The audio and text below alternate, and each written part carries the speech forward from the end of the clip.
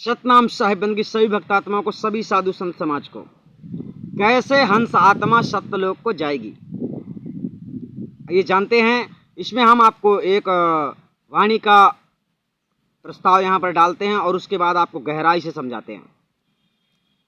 वाणी कहती है, पूरा सदि गुरु सोई कहावे, दो आखरे का भेद बतावे, एक छुड़ावे एक लखावे, तब ही प्राणी निज घर जावे। पूरा सदगुरु, यहाँ पर बात आ गई है पूरा सदगुरु। हंस आत्मा पूरा सदगुरु जब तक नहीं मिलता, पूरा सदगुरु का मतलब होता है पूर्ण ज्ञाता, पूर्ण गुरु, यानी जिसको पूरा पूरा ज्ञान है। पूरा पूरा ज्ञान क्या है? सार शब्द जिसको मिल गया वो पूर्ण ज्ञाता माना जाता है, क्योंकि इस संसार की आखिरी और प्रथम वस्तु सार शब्द, उससे सब कुछ हुआ है और उसी में सब कुछ समा जाता है। तो यहाँ पर आपको देखना है कि पूरा सदगुरु सोई कहावे, दो आखर का भेद बतावे। पहले आया दो अक्षर। दो अक्षर का मतलब क्या होता है? दो अक्षर का मतलब दो बार, ठीक। अब दो बार क्या है आइए जानते हैं। दो अक्षर का भेद बतावे ना, तो आइए जानते हैं। प्रथम बार में क्या बताएगा? एक लखावे एक छुड़ावे। क्या लखाएगा? सार शब्द। पहली बार में आपको सार शब्द लखाएगा। पूर्ण गुरु की बात चल रही है। ऐसा तब होगा जब आपको भेदी गुरु आपके ऊपर प्रसन्न हो जाएगा, जब आपके ऊपर विश्वास हो जाएगा कि ये भक्तात्मा सत्यलोक जाने के काबिल हो गई है, उसी को सार शब्द लखाता है। तो पहले गुरु भक्ति आपको करनी होती है। गुरु भक्ति इसीलिए कहा जाता है कि गुरु की मर्यादा में चलना, गुरु के वचनों को स्वीकार करना, इस माया मोह से संसार से निकलने के लिए प्रमाणित करना, गुरु को प्रमाणित करना होता है। गुरु से जब जो अंदर होता है ना, आप लोग वही बोलोगे। आपके अंदर जो है, आप कितना भी होशियारी कर लो, आप उतना ही बोल सकते हो जितना आपके अंदर है। और गुरु इन शब्दों का सर्वज्ञ होता है। गुरु हर शब्द से अर्थ को निकालता है, उनका काम ही है। साहब ने कहा होगा, मथ मथ के वाणियों को निज हंस सार लो, बस हो गया भजन, है ना। तो सदगुरु का भजन करने के लिए वाणियों का सार निकालो। वाणियां गाओ मत। सदगुरु की वाणी को गाने से वो आनंद नहीं है जो आनंद सदगुरु की वाणियों का रस पीने से है।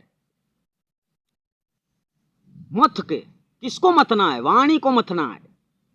तो ये भजन है, मगर ऐसा नहीं है कि ये सार शब्द है। वाणियों का रस जब तक नहीं निकलेगा तब तक वास्तविक सत्य तक आप नहीं पहुंच सकते हो कि वास्तविक सत्य क्या है, ठीक है। तो सदगुरु की वाणी क्या है? संसार में लोग आपको रास्ता बताते हैं, हम आपको बतला देते हैं रास्ता क्या है। परमात्मा को प्राप्त करने के लिए, मोक्ष गति को प्राप्त करने के लिए रास्ता क्या है? रास्ता है कबीर बीजक। और आज के डेट में आपको संसारी लोग डुप्लीकेट बीजक दिखाएंगे। जो हमारे पास 1990 का पड़ा हुआ है बीजक, उसके आधार पर यहाँ से ज्ञान आता है। और जो अभी का बीजक आपको देखने को मिलेगा 2-4 साल पहले, 2-4-6 साल पहले या कि 10 साल पहले, तो समस्त संसार में पाखंडी लोगों ने मिलावट कर दिया है। यानी कि सार शब्द भेद को नहीं पाया है तो उसको अनुभव में जोड़ दिया है, अनुभव में टाल दिया है। अनुभव किसी को पता नहीं अनुभव क्या है। आप लोग अगर ज्ञान है, विवेक है, तो समझो अनुभव किसे कहते हैं। हमें 1 केजी शक्कर रखना है तो हमारे पास कांटा नहीं है, हमने किसी को अनुभव में ही दे दिया कि चलो 1 किलो होगा। अनुभव किस में होता है? किसी वस्तु में ही अनुभव हो सकता है, किसी चीज में ही अनुभव हो सकता है। तो परमात्मा का अनुभव करने वाले आप लोग ये विचार कीजिए कि परमात्मा का अनुभव तब तक नहीं होगा जब तक आपको सार शब्द नहीं मिलेगा। तो जब पहले होता है ज्ञान, फिर होता है अनुभव। ज्ञान मतलब जैसे हमने देख लिया नाल होती है बजाने वाली, हमने कभी नाल नहीं देखा, ठीक है। किसी ने हमको बोला है, हमने कभी नाल देखा नहीं। बताइए क्या हम उसमें अनुभव कर सकते हैं? उसको कैसे बजाया जाता है, वो कैसे कैसे उसमें से धुन निकलता है, कैसे कैसे ताल निकलते हैं, कौन बताएगा? तो उसके लिए अगर आप पढ़ लेते हो, पढ़े लिखे हो, तो किताब पढ़ सकते हो। ताता धिन्ना दिन दिन ताता, है ना, सारे गामा पादानी सा, ये सारी संगीत की सारी कलाएं आपको पढ़ने से जानकारी होती है। और किताब भी नहीं होगा तो कैसे पढ़ोगे? तो इसी प्रकार से सदगुरु कबीर साहब ने भी बीजक का निर्माण किया है। मेरे मतलब कि मेरे ज्ञान को समझने के लिए, मेरे वास्तविक सत्य को समझने के लिए, मेरे जिज्ञासु संत जनों को खोजने के लिए, मेरे संत जनों को, भेदी गुरुओं को पहचानने के लिए उन्होंने बीजक का पाठ किया है, बीजक का निर्माण किया है, ताकि आने वाले भविष्य में कोई हंस आत्मा भटक ना जाए। गाना गाने के लिए नहीं लिखा है। संसारी लोग बोलते हैं सड़ासड़, पूछने लगो तो ना आगे का पता है ना पीछे का पता है।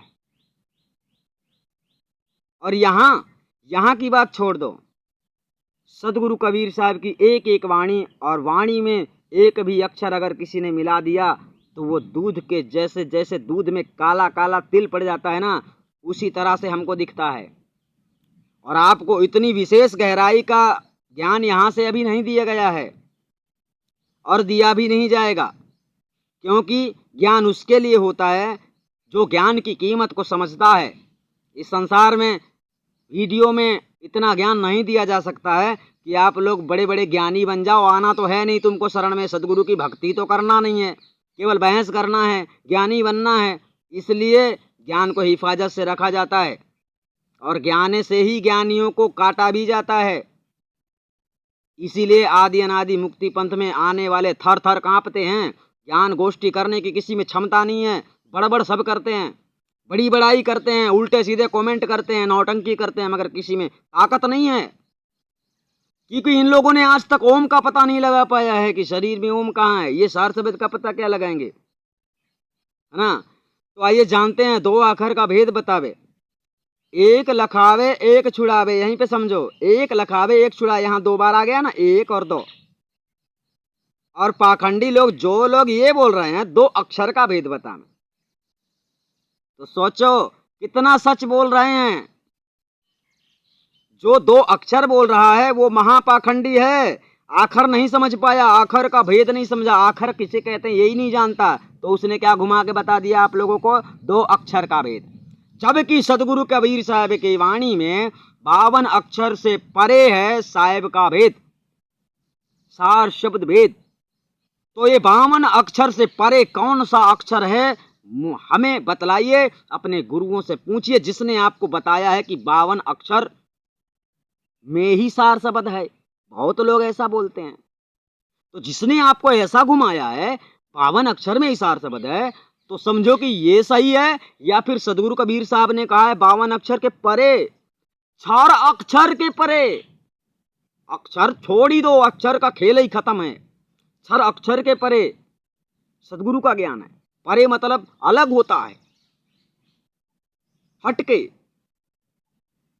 तो जो आपको अगर किसी ने सुना हो, आपने अगर सुना है तो अक्षर का भेद बतावे, समझ जाना ये महापाखंडी है, क्योंकि इसको मालूम नहीं है। ये 2 अक्षर में क्या बताएगा आपको, सत बता देगा, नाम बता देगा, 2 अक्षर में क्या बता देगा। और जो भी बता देगा तो ये जब तक जीभ्या है, जब तक मुख है ना, तब तक इन नामों को रट सकते हो, इसके बाद कभी नहीं। ये नाम भी खत्म और ये सब कुछ खत्म। लेकिन जो नाम आपको आदि अनादि मुक्ति पंथ से मिलता है, जो सार नाम, अकह नाम, जिसको बोल नहीं सकते, अनामी, जिसका कोई नाम नहीं है, यानी वो स्वयं सत्य पुरुष परमात्मा है, यानी आपका स्वयं का स्वरूप ज्ञान है। लोग कहते हैं सुरती लगाना, अरे सुरती लगाना नहीं है भाई, सुरती को जानना है।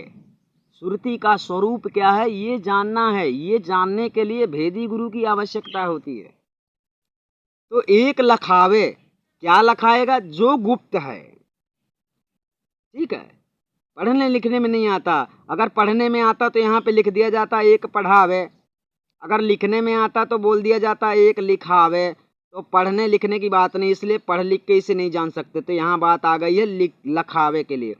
लखावे, जिस समय लखाया जाएगा उसी समय आपको जानकारी हो जाएगी जो गुप्त है।